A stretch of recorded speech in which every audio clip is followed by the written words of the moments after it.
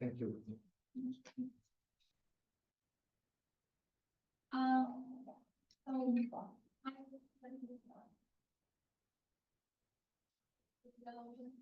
So I will just do some quick introduction so that the students can understand the idea.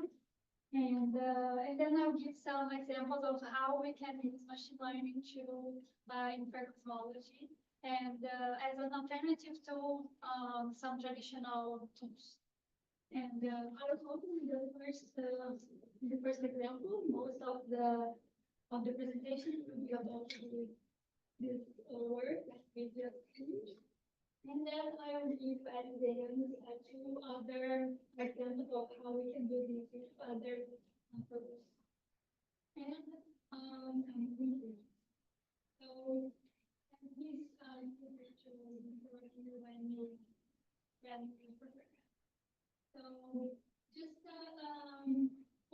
what we can do when we want to do cosmology and we are doing inference in cosmology. In cosmology, we say that we cannot predict, for example, we believe that the seed of the large scale structure is just a stochastic process, so that we cannot predict the position of each of the galaxies or each of the cold or hot spots of the cosmic Mercury background. So we cannot predict their position, but we can predict their statistics.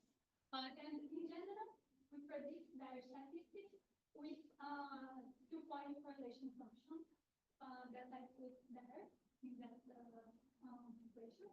And we can write this two-point function as in the real space, just like counting the position, how many galaxies are separated by a given scale, and then you just count these for different scales, and you can do this in real space, you can do this in harmonic space, Fourier space, and each of them brings you, in principle, the same information. Okay, so for our Gaussian distribution, this is perfect. So we can extract a lot of information. So based on that, which is our traditional common way of inferring cosmology. So we first have there our data, our observation, then we extract the two-point function of this distribution in which space you prefer, and then we have to compare what we are observing with what we expect to measure. And for this, we usually use some Boltzmann code like class or camp that can give me a theoretical model for these functions. And after that, we usually do some Bayesian analysis where we have to model our likelihood. We have sometimes, in general, to model analytically our variance matrix. And in many cases, we just make them Gaussian. We just assume them to be Gaussian and move on. And then do our MCMC. And at the end, we can infer our cosmological parameters and our beautiful ellipses of errors. And okay, so let's see what we have. If we are talking about, for example, CMB, where we can, when the universe can be well explained by a Gaussian statistic, and we can model it as a Gaussian, then the two-point function is just okay. It will give us all the information. In principle, it will give us all the information we need to do our cosmology. But what about what we observe today? If we look at the sky, we map the position of the galaxies. If we just do a histogram of these objects, we will see that they are not, their distribution are not Gaussian. So can you imagine the amount of information we are losing just because we are assuming them to be Gaussian? So here is just a direct example of how we are losing information when we just keep using only the 2-point information. So, for example, in the first plot there, we have a Gaussian distribution. And in the right, we have the angular pi spectrum, which is this correlation in the harmonic space. And we have that blue line. And then we have another map with clear aspect of non-Gaussian distribution. And we have basically the same angular pi spectrum. So we are losing information when just using these 2-point statistics to study our non-Gaussian fields. So how can we go beyond the 2-point statistics and try to extract more information to go beyond this 2-point information? So again, this is our traditional method. And the first modification that we can do in this pipeline is, for example, use higher order statistics. For example, I'll just give some names here, which are examples of non-Gaussian statistics. For example, the peak counts, minimum counts, the PDF, Nichols functional, scattering transforms, market spectrum.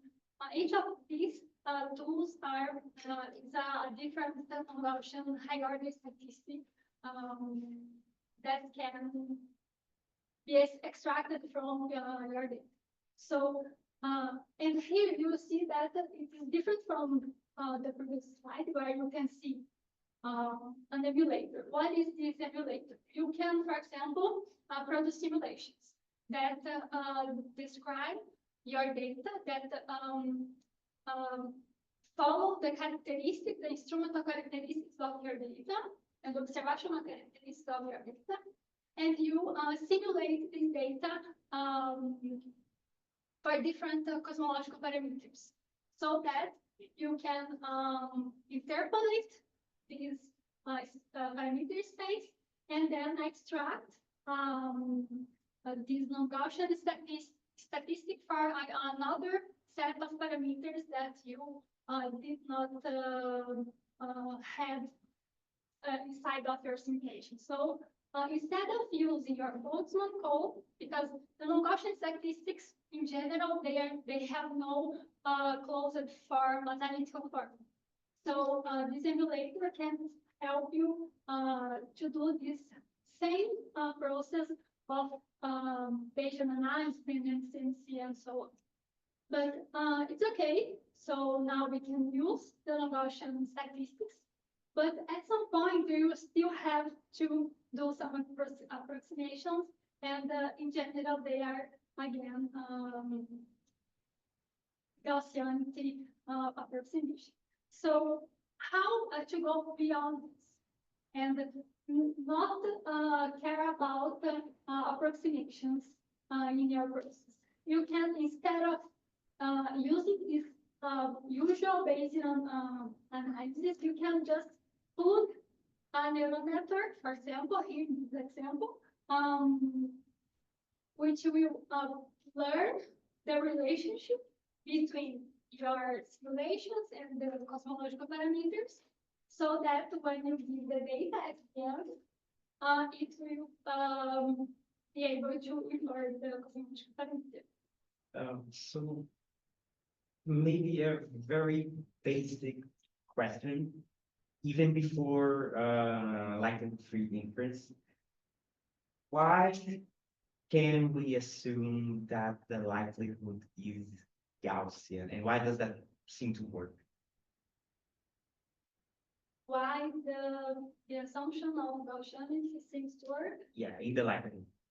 In the likelihood, but are you sure that they work?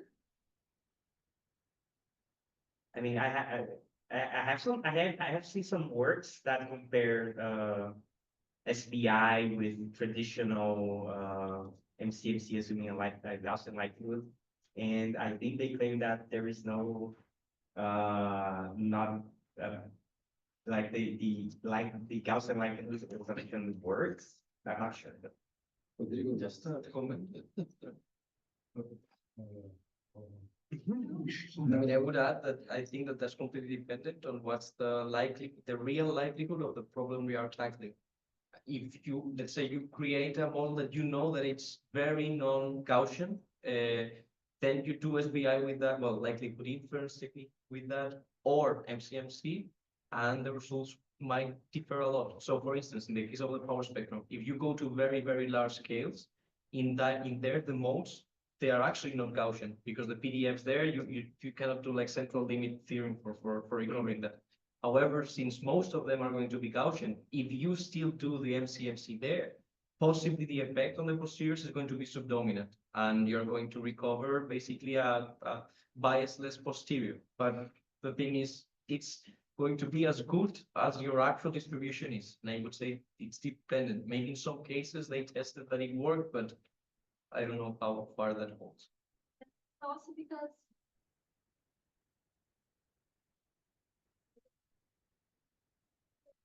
know very well the systematics and all of the other things. So at the end, we just cut everything and use just what we understand.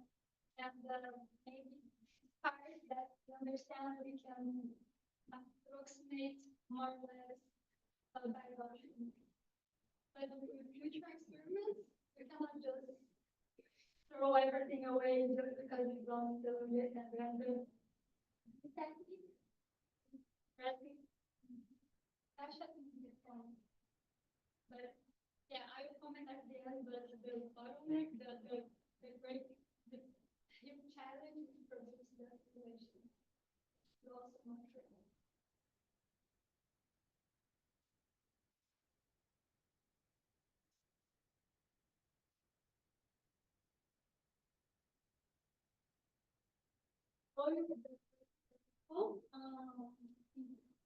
In this work where we use reclaiming data from the agency Battle Telescope,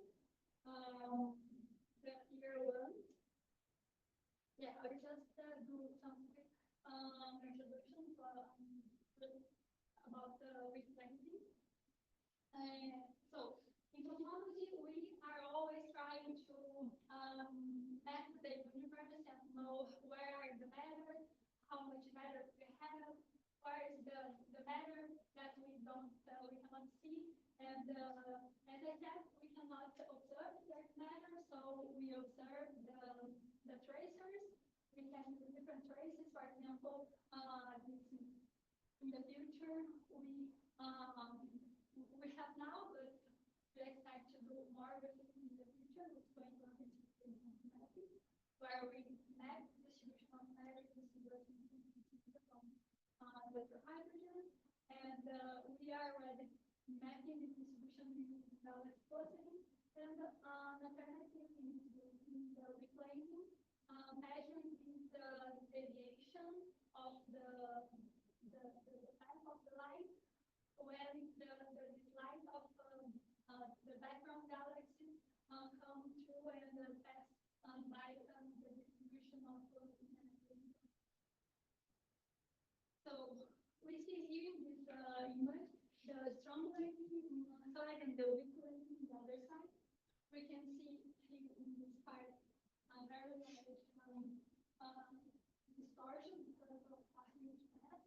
But if we just pay attention to the weak lightning and then we get some and we do zoom this part where we have just the weak lightning. And if we take a look in these galaxies, we don't see, it's difficult to say if there is a lensing effect there. So something that we can do is, because when we're measuring the lensing, we basically are measuring the intensity of the galaxy.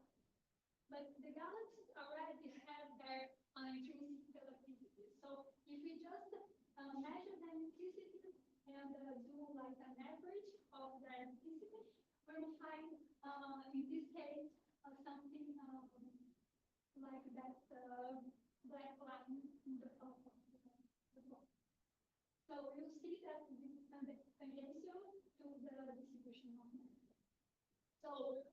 here, when we are measuring the lasing, as I said, we measure the intensity, which is here, but we have intrinsic electricity, which is the electricity of the galaxies, and this, which is between 20 to 30%, and the electricity coming from the lasing signal is just about 1%.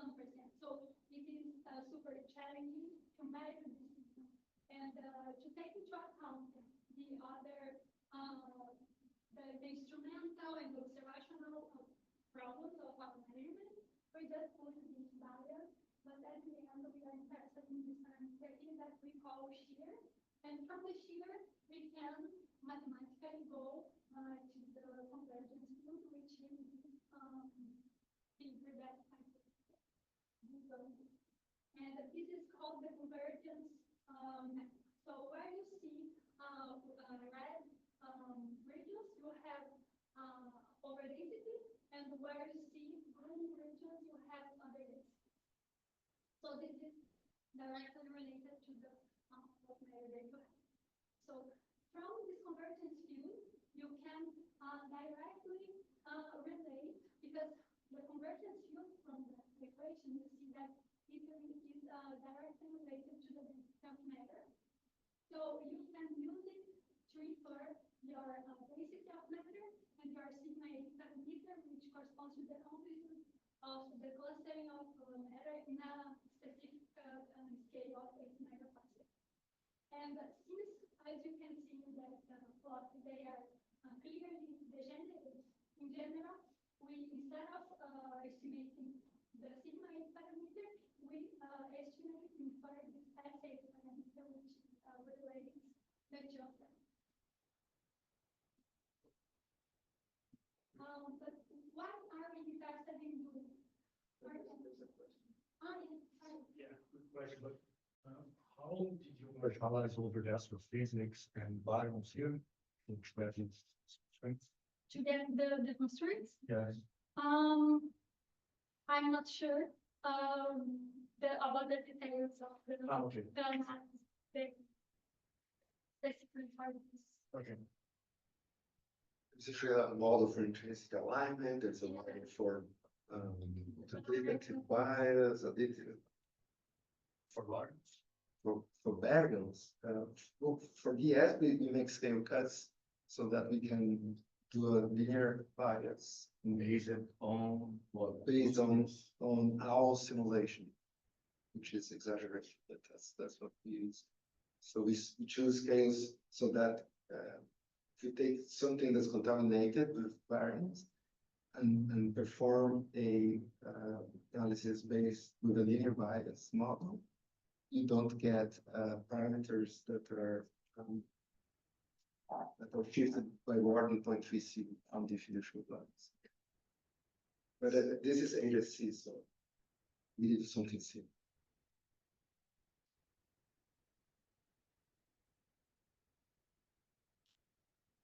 In that plot, you can see the 2-point correlation in the Fourier series for matter, and you can see each color corresponds to a different syllable. And from the amplitude of these points, of these measurements, we can extract these S8 quantities, S8 parameter. And if we compare the S8 parameter estimated from each of these surveys, we can see that for the one in the middle that is coming from the CMB, you can see that it is kind of shifted to larger values, while in particular the weak landing, you can see how they are smaller than the one from CMB. And in cosmology, we usually call this tension, say that measurements from low redshift are in tension with measurements from CMB. And nowadays we are there are many people interested in understanding this tension and why this is happening. But why is this so important? Because in the case of the CMB, we are talking about the early universe. And the other measurements, we are talking about the same structures, but now evolved. So if we understand better what's happening, why they are different, we can understand about the growth of the structures in the universe. And as a consequence, we can understand about the content of the universe, about gravity, and many other information. This is an old plot, so there's, This is a, yeah, there's no PS here, 3. yes, right. Yeah, I should have done this. One, most of the information from weak lensing, what's the typical redshift that it's coming from? Because I guess that it's on the intermediate, like, Around and saying this because in the end, like the smaller scale probing of the power spectrum is coming from Lyman alpha and cosmic shear. But those at the same time are running on redshift. Like one can go to higher redshifts. Of course, it's very far away from CMB. But the nice thing at least is that maybe if there's some evolution somehow, one can see a slight running on, I don't know, S8 or some tension as one goes into different surveys. I guess that people have already looked at this, but yeah, it's nice to have at least like weak lensing at one, clustering at smaller, and Lyman alpha at larger. So maybe there's some continuous running there. It's a bit more of a proof that it's not some systematic. No? Yeah, and I also would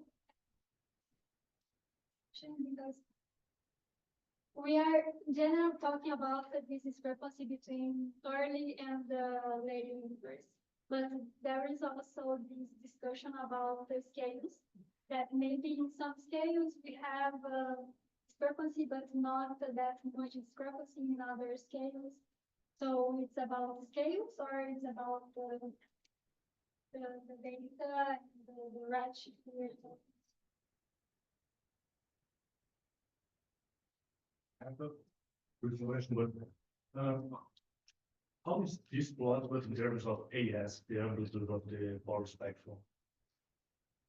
Yeah, because sigma H has no relation with the amplitude of the spectrum, right? If you haven't brought prior for the other parameters. So what's the tension or voltage for the? Yes. I don't think there is a tension. So. I mean, then it's from H, no? Yeah, that's my question. I mean, underlying question. Yeah. If that's like that. Is it just attention in H? That's my question. Or it's attention in the amplitude of the power spectrum as well? What? Sorry? In H, zero H, the double parameter. Yeah. Is it just attention, reflection of the attention in the double parameter? Or there is also attention in the amplitude of the spectrum? I think there are two different tensions, and some people try to relate each of them, but I don't think they had something like them. Or so there are two tensions. Yes. There's a tension, Yes, there is attention. well, we use sigma 8. No, this is not a parameter, right? It's not a fundamental parameter. It's related to AS, but it's not AS. Yeah, but this is also related to H, right? Right. You But need this to is- some H there, Right. change H. Right, but this is not from, so you can think of H as a geometrical probe. So it's no supernova again, it's measured, it's geometric, so this is growth. Yeah, but if you change the geometry, you also change this guy, right? Yeah. So you're not orthogonal to A, Right. but AS is actually kind of But I orthogonal. think we sample sigma 8. Well, do you remember? No, You say in TS? Yeah. I don't know. I don't know. You can to sample with AS, right? It's impossible to sample with sigma. It's the integral of the spectrum. It's not a. Some people make the confusion with sigma H being the same thing of AS, right? They No, just it's not. redefine the power spectrum as sigma H, but it's not the real sigma H, right? It's actually AS, so. And the problem that the only probe that can almost directly see S and everything else see sigma 8. So, yeah, I mean, AS is the true Okay. parameter. They are probably running AS, right, for the chains. They are, but in So terms of the why not data, just plot AS? Why you have to compute an integral that meets? because it's one thing is a parameter in your simulation or whatever, and the other thing is a parameter that you're gonna fit directly to the data. I think it's closer to the data sigma 8. I'm not defending it. I believe in AS as a fundamental parameter. I like it, of course, much more. I'm just saying that I don't see that. I think they they are are. confusing my, But- that's my point. It's Exactly. very confusing. Yeah. But I even didn't know how plot- to even interpret plot everything sigma is eight. figure, right? But then I don't understand, is it possible, as a question, to not have tension at all, let's say in a theoretical ideal model in AS and have it in sigma 8? Is it Yes. possible? Yes, Because you are integrating things that they Yes, don't cancel out. sigma 8 is not correlated to with AS if you have broad priors for the other parameters. Very weakly correlated. It's correlated, but weakly. Oh, come on. If you have broad priors, Sigma 8 is directly proportional to AS. It's in front of it, right? There's not a lot, Yeah. lots so of have a right parameter. I suspect that what goes on is that you don't directly project the data into the parameters, you directly, first you do something that is kind of in some effective where parameters, one of them is sigma 8, and then you plot on everything else. It's just a matter of, but I agree, it's nasty. Somebody started doing this in this way, and it's probably not a good idea, but that's just the way that people have been doing it. Especially at the level of mocks, you can just sample AS. Yeah, sure. But just to be sure, By the way, that's the only thing you can really, if you're varying everything, you're not never varying sigma 8. and just to be sure, the other is not true. Like if you have a tension in sigma 8, you need to have it in AS. No. No. So you can, You might have attention only at H.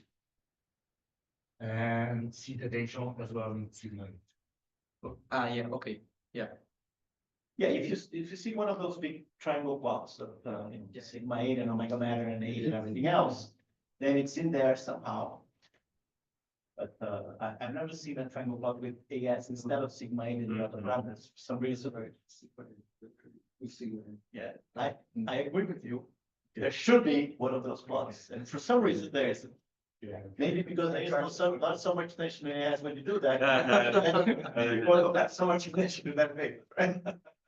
I think collaborators like to brag about having small error bars, and S8 is something that they can put like percent level constraints. Okay, yeah. Thank you. Sorry for the interruption. So this is agency. The instrument observes six disjoint regions. So each of the regions, each of those plots show the convergence field of each of them. And about the redshift, you can see there that it goes, at least the redshift that we use goes until 1 and 2.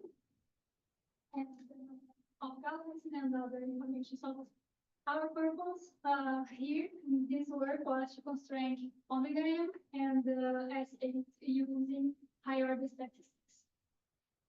And yeah, so again, this is the analysis of many of the papers produced by this amazing team. So each of these plots I put here just as an example of the analysis performed before, but using this emulator.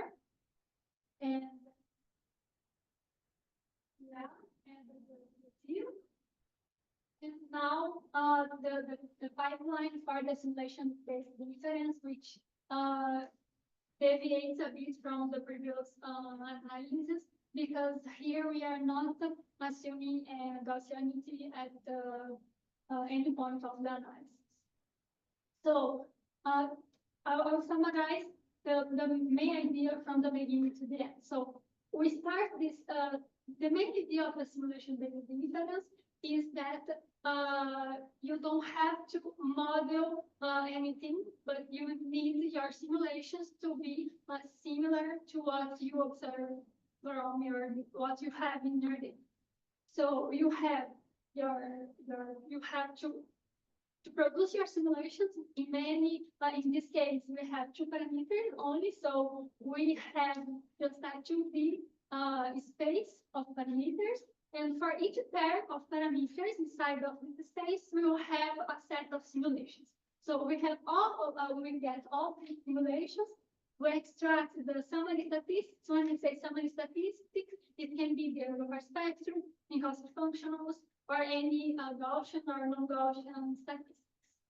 And then we compress the data because, for example, if I want to combine any all the summary statistics that I mentioned before, I will get huge data vectors. So we usually compress the data so that it is faster to use the simulation inference in the next step.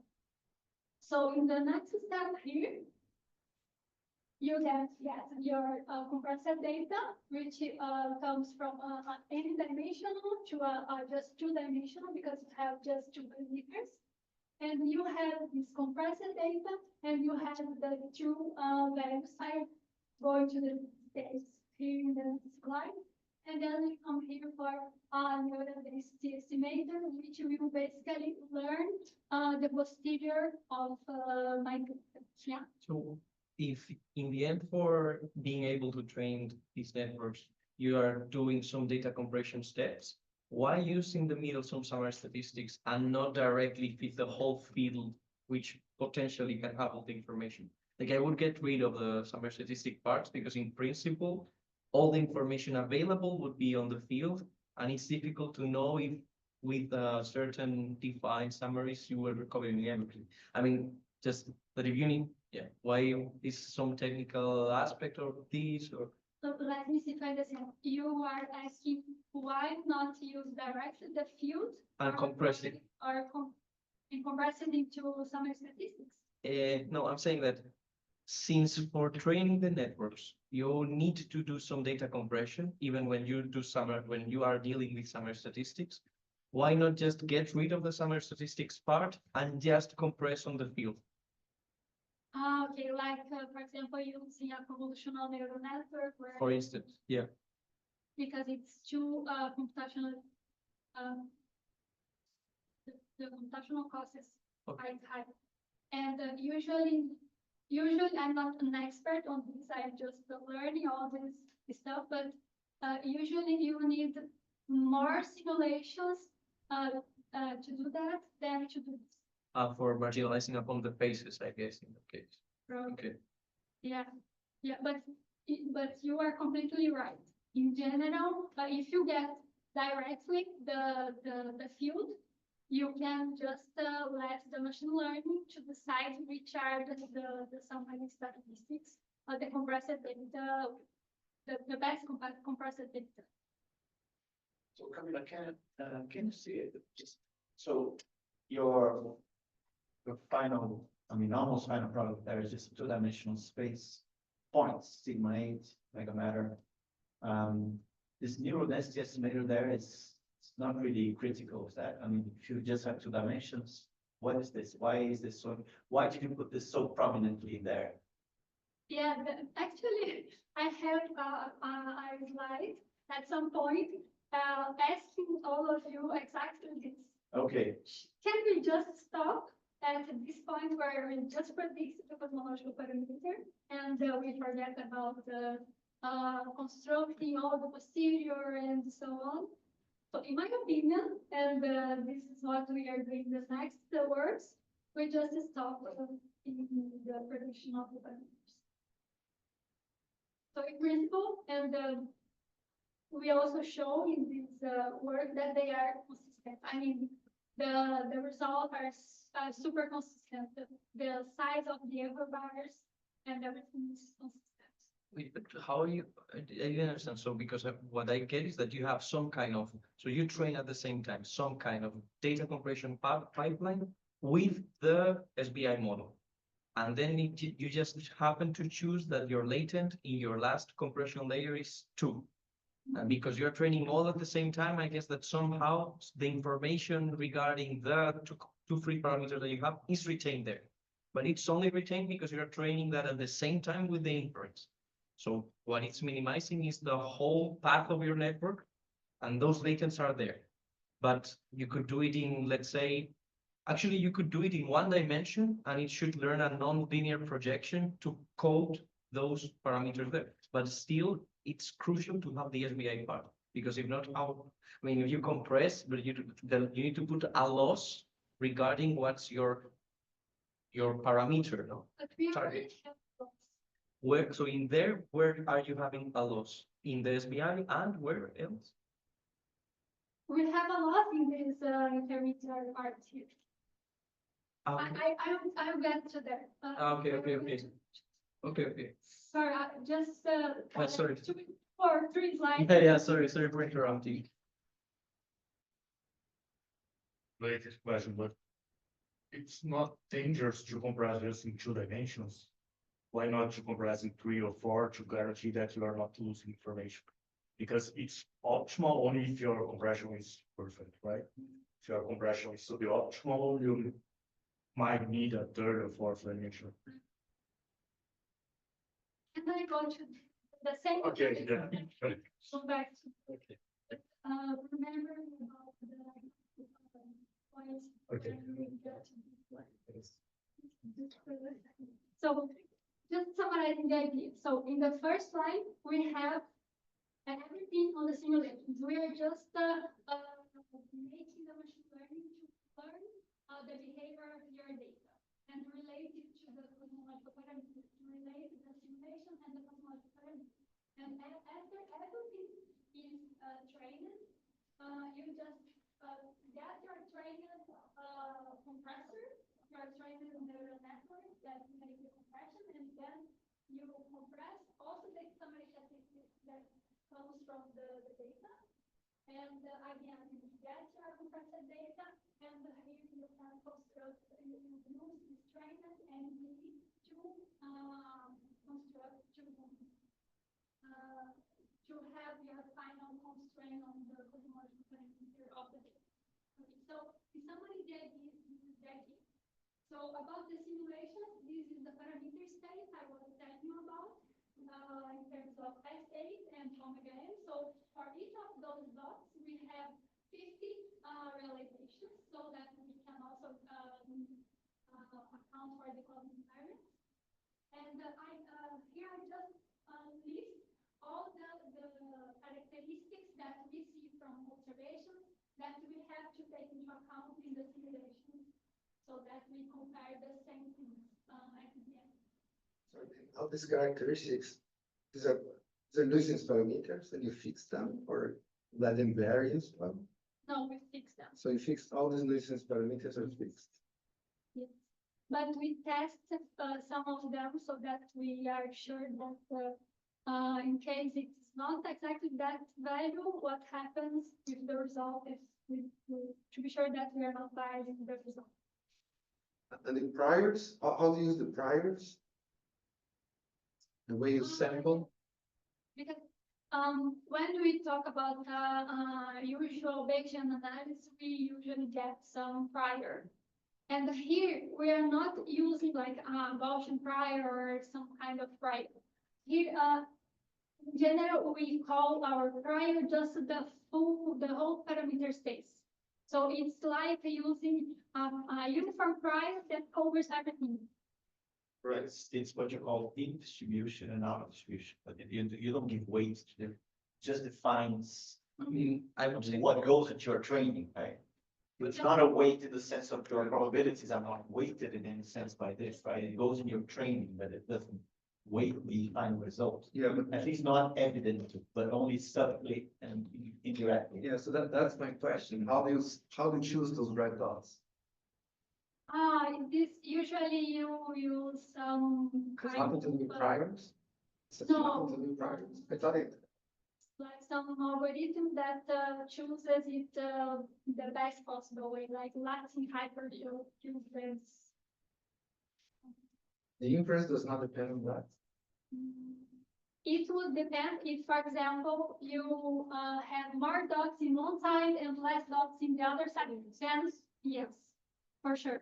But in this case, we tested them. But not as a prior in the sense that It's not, this is not a Monte Carlo, right? It goes into the training. So if you give more points to there, then the training gets better and more accurate there than in the other place. But it doesn't really necessarily bias or results that way. It's one of those things you. Which much is said, you choose points in one region more than another region can bias. No, No. It will bias your training. It doesn't mean it will bias your results. It just means you have more points to train your algorithm. But it doesn't mean that you're gonna drag your points there necessarily. It doesn't necessarily, it's not, again, it's not like you having more points in a Monte Carlo, which are giving you the final distribution. It's not the same. But it depends if you are training a likelihood estimator or a posterior estimator, right? If you are training a likelihood estimator, the points are not important. Yeah. Because you can put the prior a posteriori. But if you are training a posterior estimator, the prior here is actually the prior, the final prior. They are actually weighting the final. Like you are fixing the prior and for training for the posterior. So you're training for the posterior or for the like? but I think that there's also another way to look at this. I mean, because that's important what you said.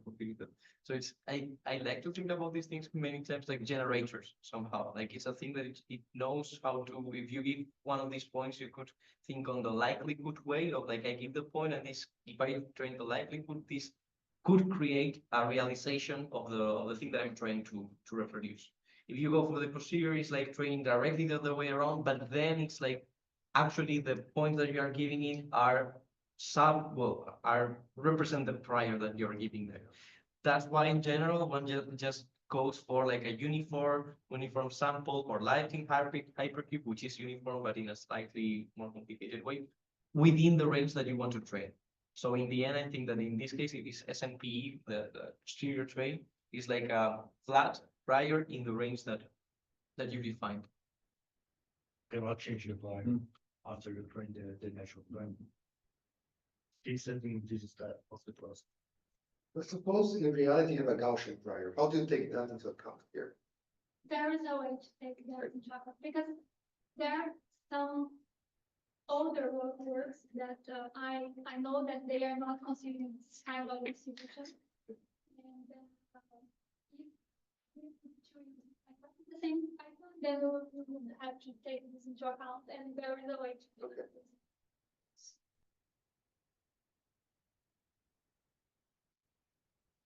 So the second step are the sample statistics.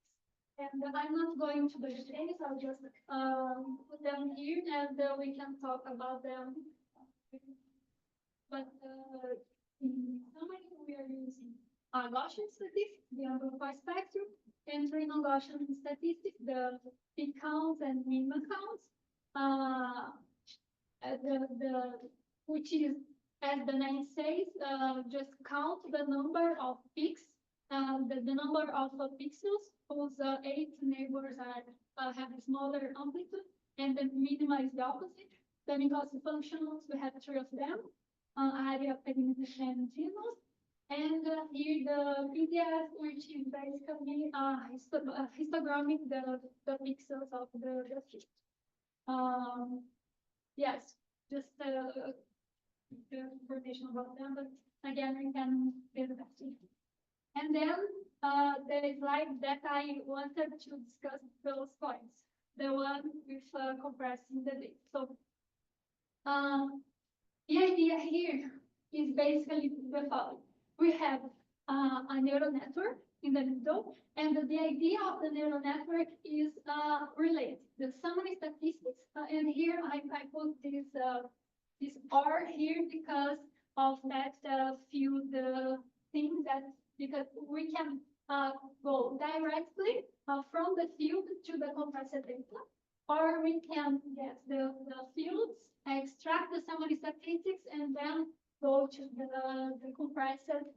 But I prefer to call them predictions because basically what I'm asking the neural network to learn is the relation between the summary statistics and the cosmological parameters. So the idea is to learn what happens with the summary statistics if I change the cosmological parameters.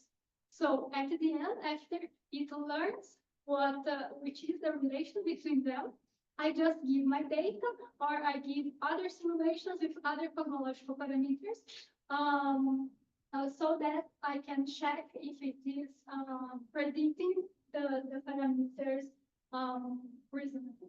So in there, you're putting like a regression loss in the final two layers. Like, what's the loss here? It's just the RMS. Okay. Yes. This is the loss I was telling you about. Okay. first. But then it's a bit, so if you are doing the RMS, somehow it's like, then the SBI, the maximum thing that can learn from that, if it has compressed everything like that, it's like a Gaussian center around that, no?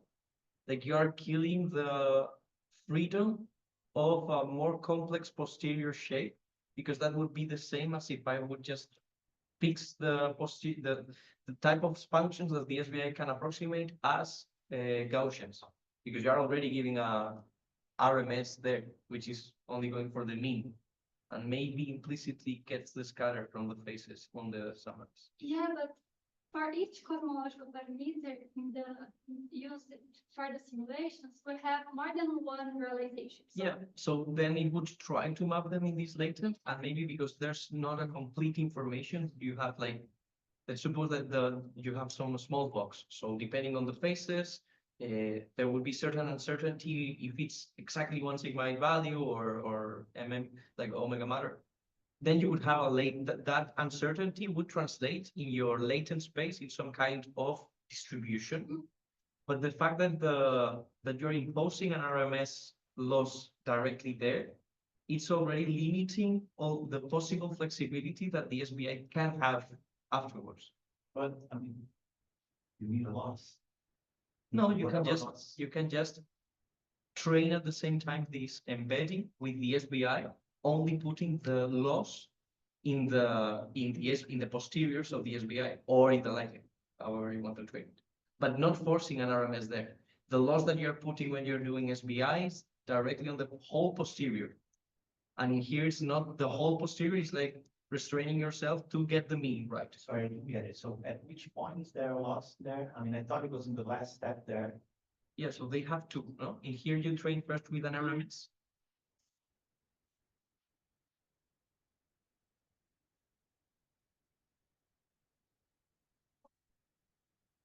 And then you train the SBI. What I'm saying is that in the posteriors that the SBI would be able to learn are very limited because of this pre-training on an RMS loss. Because it's like you first have a network that the most thing that it can capture is the first momentum of the distribution, the mean, the RMS. And then from that summary, you're training an SBI, which in principle has the potential of learning the whole complexity of the posterior. But the fact that you've already compressed at this latent level with an RMS loss but potentially can mean some loss of information on higher momentums of your posterior distribution. okay, so your point is that we could not use the RMS, Yeah, but use a loss function, which like only use one loss function, which would be the one of the SBI. So you have the embedding pipeline like this one, the compression thing. You don't impose any loss on the last layer. You just concatenate directly with your normalizing flow that goes into the likelihood or posterior. And the only loss for the whole network is the one that you have in the end for the posteriors of the SBI. Because like putting that thing intermediately there, it's also like restraining degrees of freedom for higher momenta that the posteriors of the SBI could catch. Sounds much more computationally intense. So Yeah, but my point is like in general, why you want to do SBI typically? Because you want to be able to capture the whole posterior distribution of your network.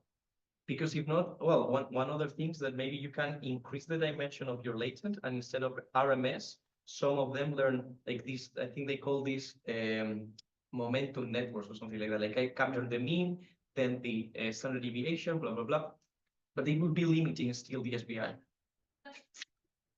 maybe how knows. I think this is a kind of I think they some kind of about approximation sorry, what? for this momentum. So what I'm saying is that instead, suppose that now you forget about the SBI and now you only train a momentum network. That's one that goes for the mean and the standard deviation. But in this case, you are doing some kind of Gaussian approximation. Exactly. You are restraining yourself to Gaussian posteriors. In You're this, away from Gaussian. yeah, but you can. So the thing is, what I'm saying is that by imposing that loss in that latent, you are restraining yourself to that. They're doing this. Because you are doing that implicitly. You're doing that on a latent layer instead of letting the SBI find the whole posterior distribution. And it's true what you said, like the problem there is that imposing that, like not imposing that might be computationally challenging because of the training would be much harder. But the idea, I guess, that the core spirit of putting the SBI in there, it's to have that remaining freedom of higher order momentum.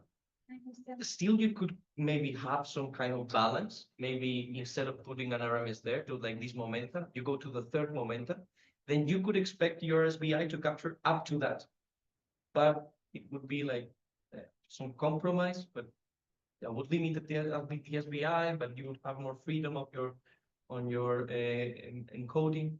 But I mean, at this level, I guess it's fine because for sigma and omega matter. Maybe we should Yeah, sorry. go on, otherwise we don't finish. Sorry. Yeah, we can just continue talking about this later because it's interesting. Yeah, but this is like the idea of the compression. And just a comment about that. Why two parameters? Because the idea here is just to do this kind of prediction of the parameters. So this is why we are using just two, because we have two parameters.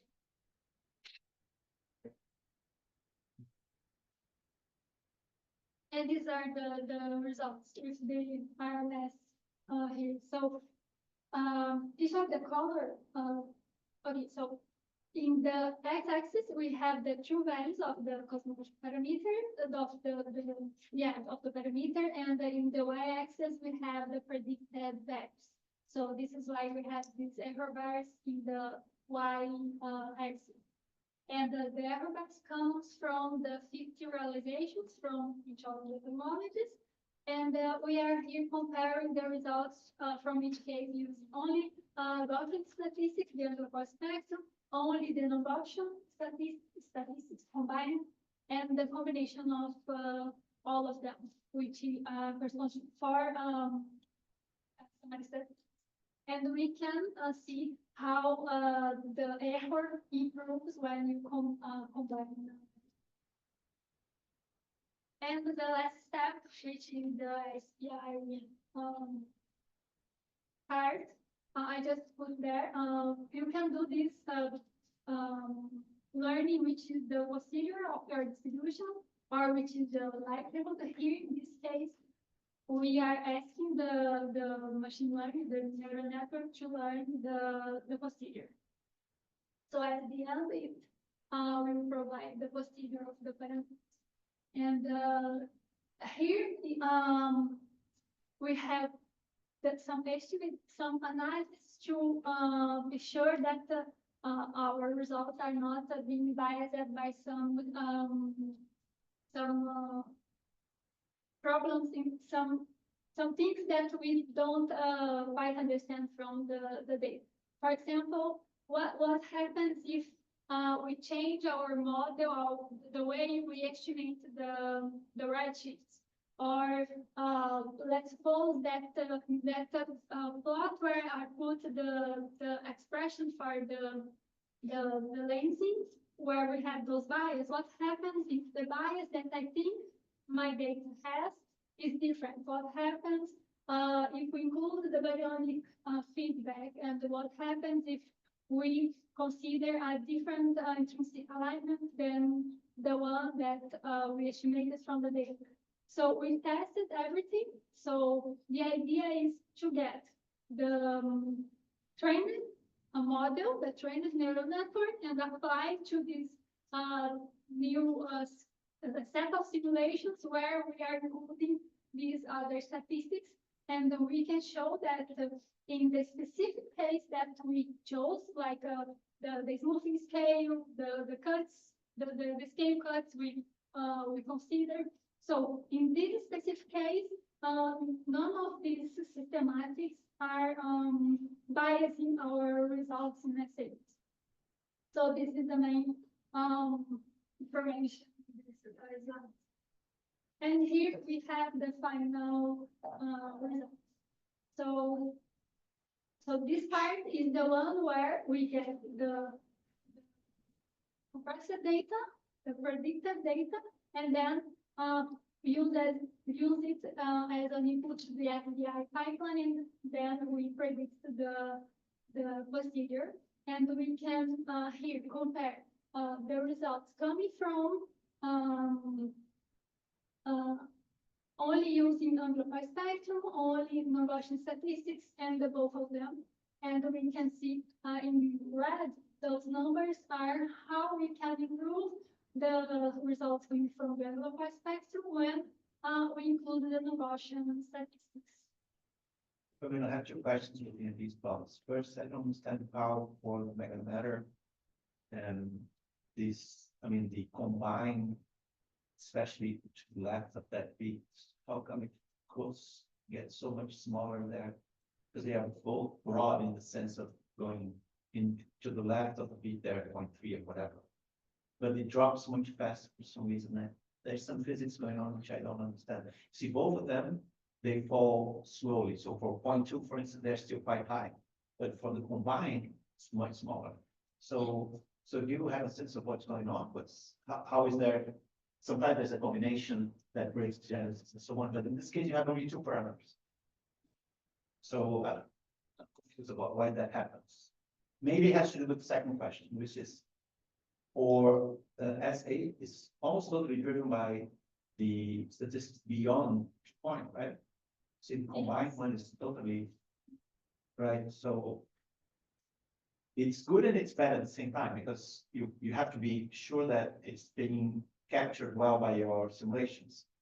Because in the case of the power spectrum, you can be more sure, but in the case of these peak statistics and so on, you have to be sure that simulations are doing the right job of capturing the physics that you're going to see in data.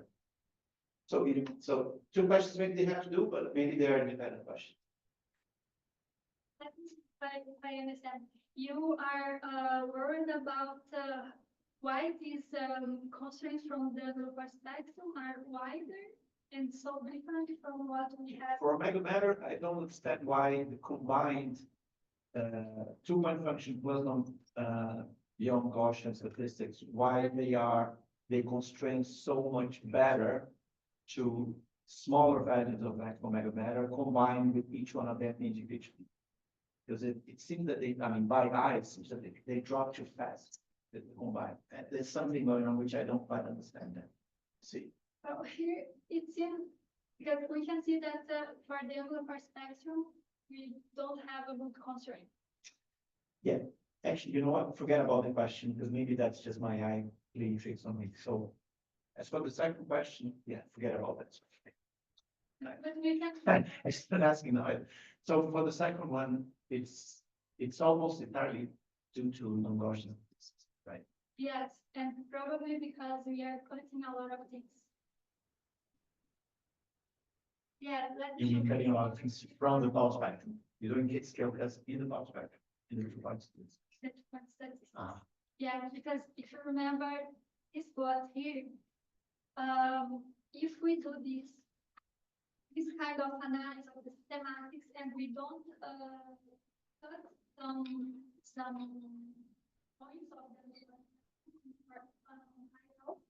will be better, because we are probably considering regions where we have very impact. But the interesting thing is that for the non-Gaussian statistics, we use a range of amplitudes of the conversion that we calculate the non-Gaussian statistics, and we just use everything. We don't have to do additional cuts. And they are not biased, but for the perspective, we have to cut. And probably because we are cutting a lot of things, the amplifier spectrum is the worst of all the statistics. And if you take a look here, you will see that the cost functionals are the best ones. These numbers that I put here, minus something, is how much the results from the CL is improving. Yeah, how much the constraint is better compared to the number perspective. So you can see that the cost functional is the best one. And when you combine everything, it improves a bit, but not that much. So we could just use the notion statistics and forget about the So do you have like a quick comparison of how the things look with for regular inference MCMC methods, to like the CLs with one still from one or the Or other? with the analysis of the heresy. Oh, yeah. Additional analysis. Yeah. That's spirits of all. Yeah. Like from to see if they agree with each other, like if they have like consistency between them. in the last slide. Can Okay. you go back to it? Okay. Yeah. Yeah, and here is that the question that you asked and then we were discussing, but we can get back to it later. And this is the plot. Yeah, so those results in red are the results using non-option statistics, and the one with the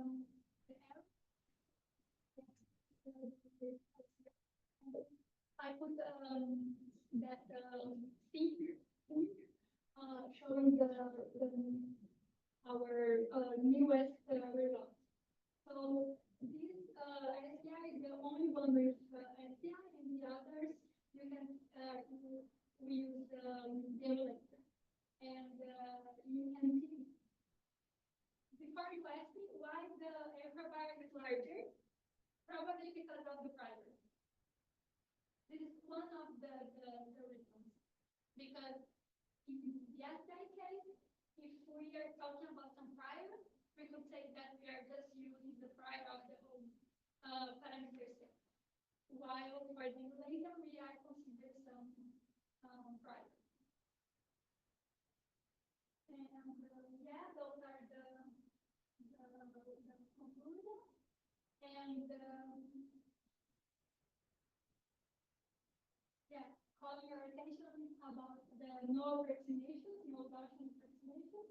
And one nice thing that we can show here is that, okay, we are not using the full field to do this, but we can do this in a reasonable amount of time, and it's competitive and feasible, and we can use not so large amount of simulations, which is one of the problems for reclaiming because they are quite compassion costs.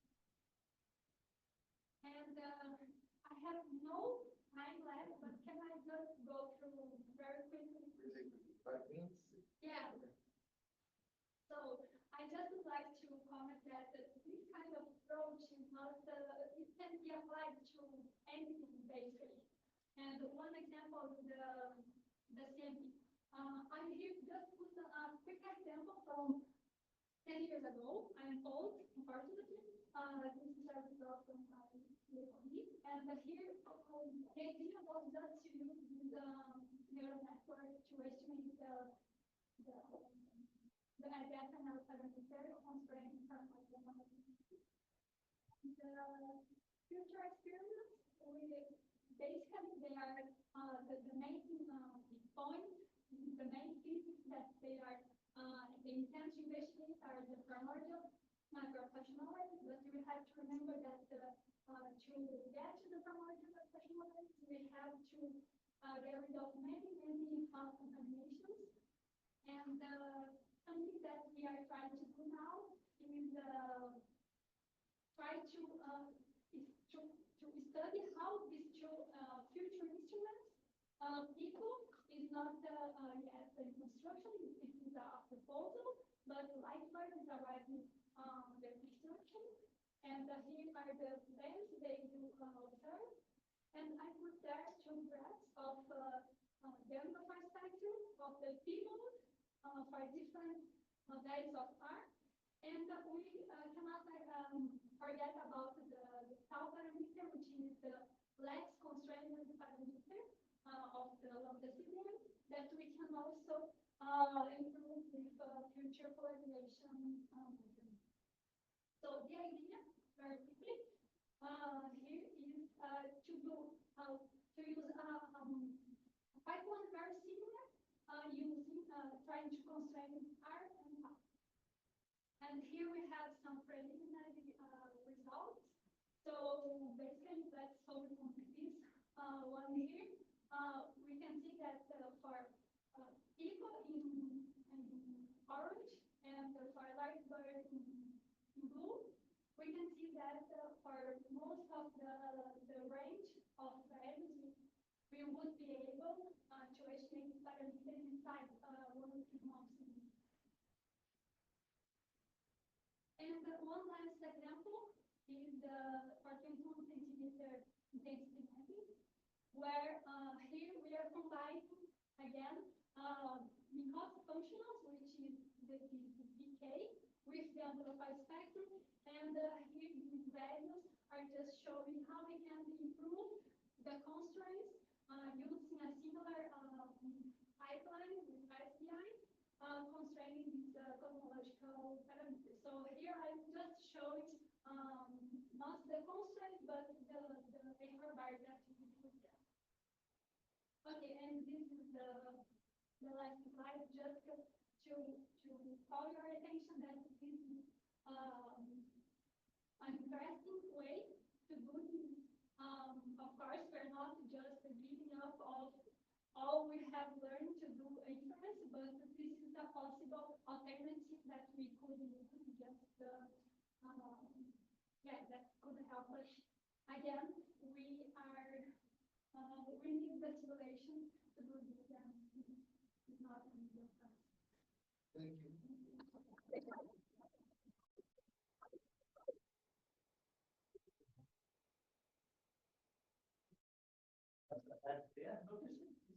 Yeah, it was like yesterday or 2 days ago. After some delay, it was long. So thank you, Camila. Some more questions? So what simulations did you use here for the rebalancing? There's the reference here.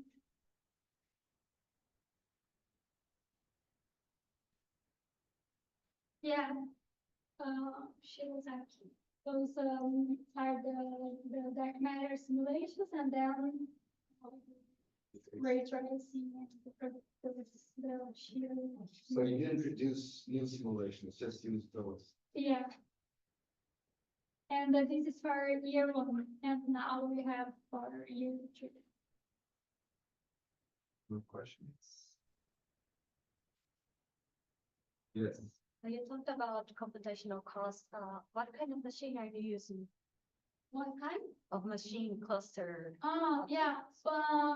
We use this cluster in Japan, and it was not that. It was not very costly. I mean, I could use like 1 node for each process, and it took like 2 days for the compression, and then 2 days for the. So it is very feasible doing like this, and I think it is nice. Yes. Okay, so if there are no further questions, then Camila again. Good timing, perfect. We have to decide on the next one, otherwise, Yes. Larissa, we got done real fast. So that is, so do we do 4 or we have okay? Or